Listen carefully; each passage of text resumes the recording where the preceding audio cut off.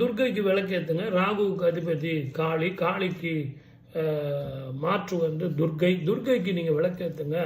எலுமிச்சம்பழம் தீபம் போடுங்க, தானங்கள் பண்ணுங்க, தர்மங்கள் பண்ணுங்க.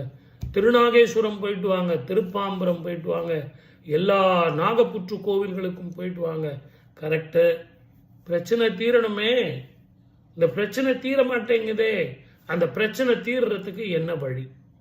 அப்போ நம்ம என்ன பண்ணணும் அப்படின்னு கேட்டிங்கன்னா, ஆடு தானம் செய்வது ரொம்ப ரொம்ப உசத்தியான தானம்.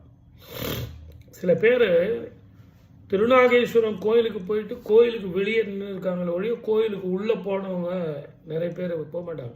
இந்த ராக்மகா திசையில் எல்லா கோயிலுக்கும் போவாங்க, அந்த கோயிலுக்கு போக மாட்டாங்க. அந்த கோயிலுக்கு போகணும் அப்படின்னாலே அவங்கள ரொம்ப கம்பல் பண்ணி வரணும். நீங்கள் வேணால் போயிட்டு வாங்க, நான் வெளியே நிற்கிறேன்னுவாங்க. அப்படி இல்லை அப்படின்னா உள்ளே வந்து ஒரு செகண்ட்